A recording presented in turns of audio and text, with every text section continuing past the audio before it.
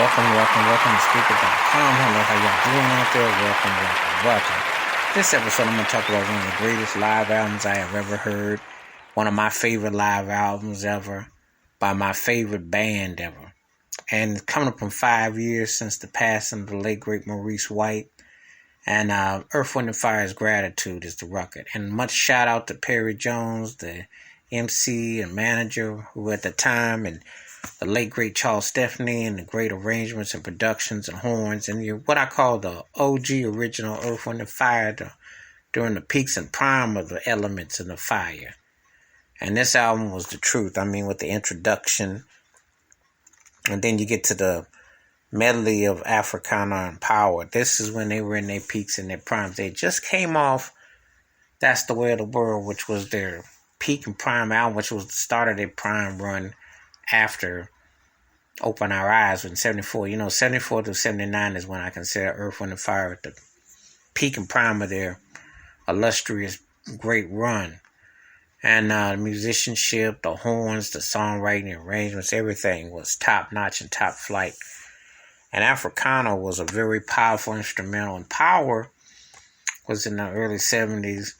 And they were coming into their groove. All the cadences and everything were being worked out. And when you hear a band coming to their own, especially when everything is like really, really lighting up, it's really coming to view. It's a very powerful, incredible situation. It's like you're really like in awe of the dynamics of it. You're like, wow, this is really coming to be. This is really going to be like mind-blowing. And just leaves a lasting impression. And that's the thing about it. It just, musicianship and everything. You just were seeing the growth of them. And just a powerful, powerful song. I really love that one. After that, you get Yearning Learning, which had a boogie, piano, groove. Definitely was a throwback to the 20s and 30s, Jelly Roll Morton, and you could think of Duke Ellington, Count Basie. You could definitely think about, it was a swing vibe to the way the piano part was, and just really loved especially live, how it just really grooved and had a swing to it. If you listen to Maurice White on production, he had a jazz chords thing going, which was just incredible, how he was able to get such a swing quality, and he definitely had a punch to it. It just really was really lively and well produced and displayed, and just hit a certain theme. So that was really incredible how that was. The next song I'm talking about is Devotion.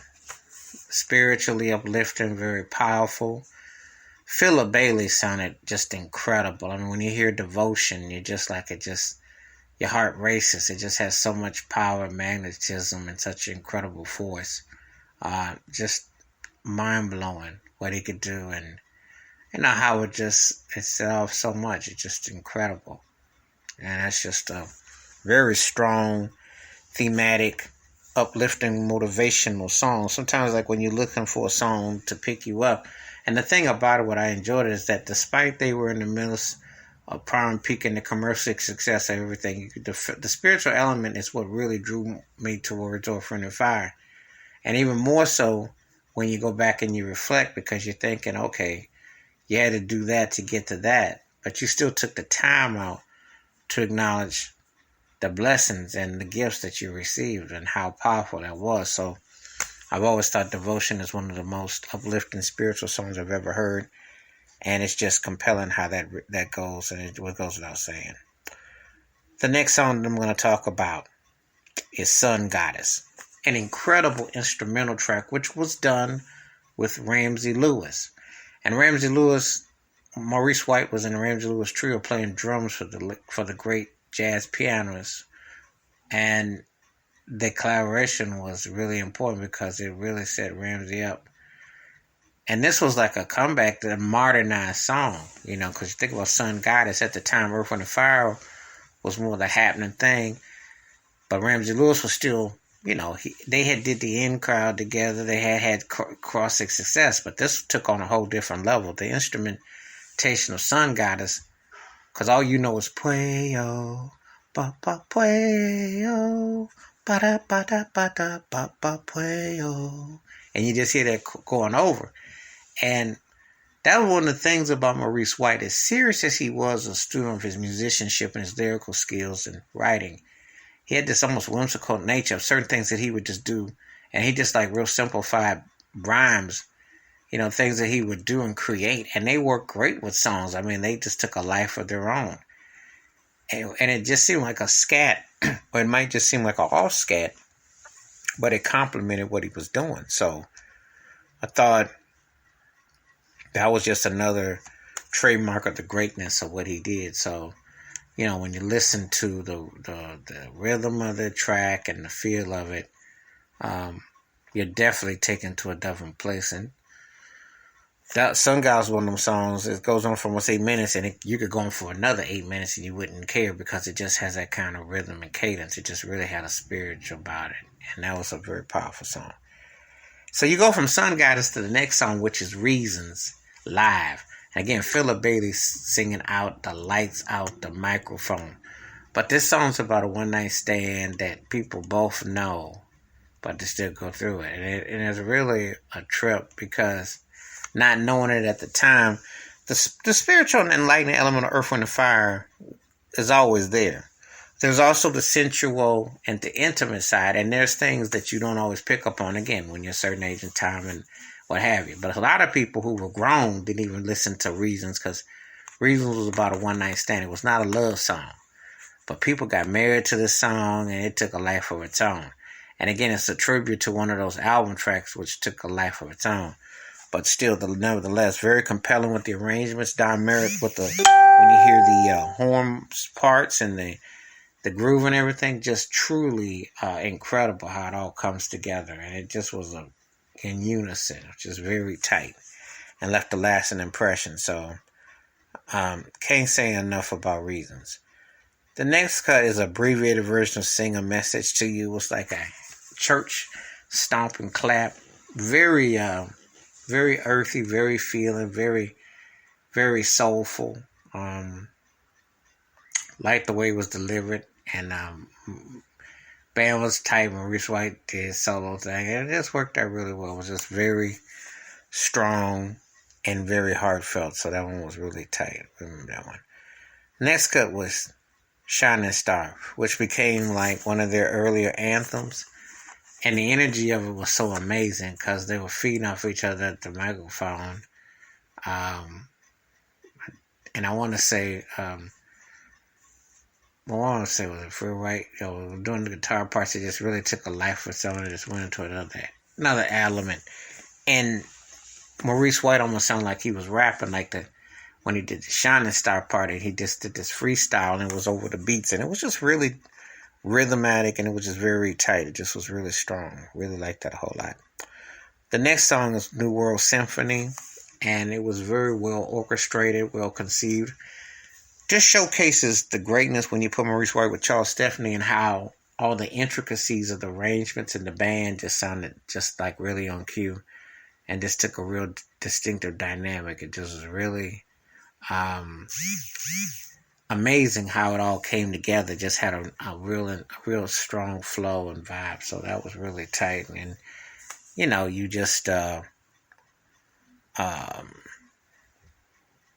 you just really felt what was going on with it. You really felt the production and the quality of the musicianship. So I really dug that one a lot, and I just thought that was just really a strong song. So that just really held up immensely tight. The next song was Musical Interlude, and it ended abruptly. They were notorious for interludes. Now I'm gonna tell you like this: there's some acts that later came on and have like 15 different ones, but Earth, Wind, and Fire made them. They were like parts of songs, and you just knew that if you ever heard the whole part, it would be blown away because the skit instrumental part was so distinctive that it was very compelling, and I like that. The next song is Sunshine.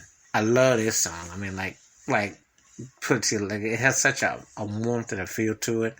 The vocals of Phil Bailey and Maurice White and the pocket groove is just so nice. And you gotta think if this was on any other record, this would blow up because it's got a certain area where it covers, and it just really is an unlightened. And this is what made Earth, Wind & Fire what I call a feel-good band of back in the day, and just how they just tapped into so much energy, and you just felt where they were coming from. Just really amazing. Really dug that one. The next cut that I dug a whole lot was Sing a Song.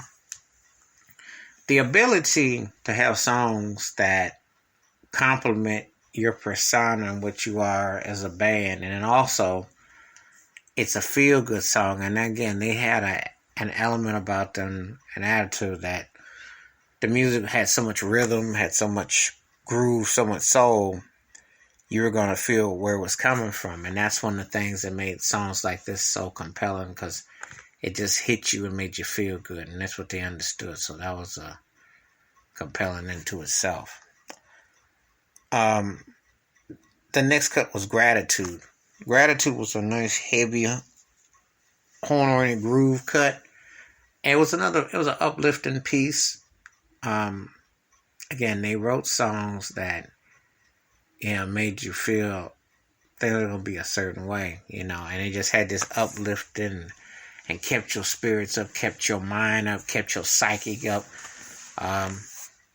Just really dug that one a whole lot, and I just thought that one was really a compelling rhythmic expression. Really dug that.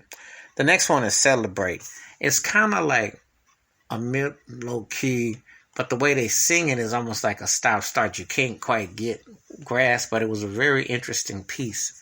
And, you kind of like, okay, this is where this is going. This was a really interesting song, the way it was done. It's a real distinctive arrangement. So it really has a interesting way that it kind of tone and feel, but it works through. The next cut is a musical interlude number 2. And the interludes, again, were something very majestic. They always had interludes that were really cool, and you wanted to see what they were like fleshed out. If that vault ever opened and you got to fleshed out of some of those interludes, it'd be amazing, because they had some incredible musicianship, to say the least. The last song on this record, Can't Hide Love. What can I say about this?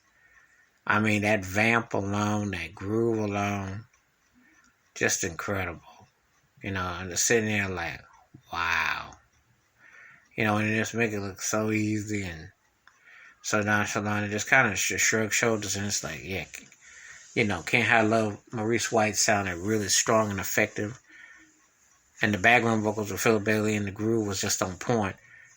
And it just was really one of them songs that you felt like that was how grown folks used to write. That's grown folk talk. That's like something that you could really feel the energy of, And that song never gets old. I mean, I've heard it in different forms and versions.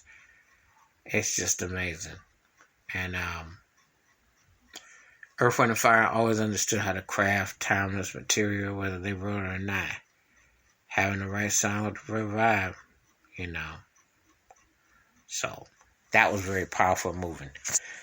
The Gratitude album is probably, it's my number one favorite live album, and I've had other live albums I like, but this particular album covers all the bases. The studio tracks are dynamic, the album version is dynamic, the band sounded great in and live.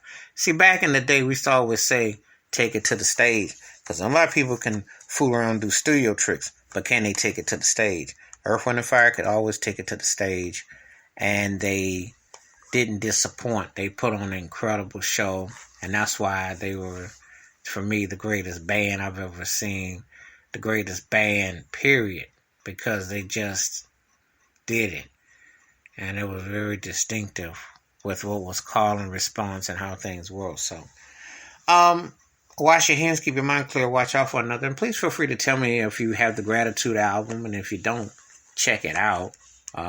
Remember Maurice White 5 years past his death, one of the most important artists, producers, songwriters, arrangers, and Earth, Wind & Fire is still the greatest band ever, in respect to all the band members, past, present, future. And this album here is still an incredible record. 40 plus years later, Gratitude speaks volumes. So next time, peace and the best. Be safe out there. Be careful. Look forward to hearing from you. All right, I'm out. Peace.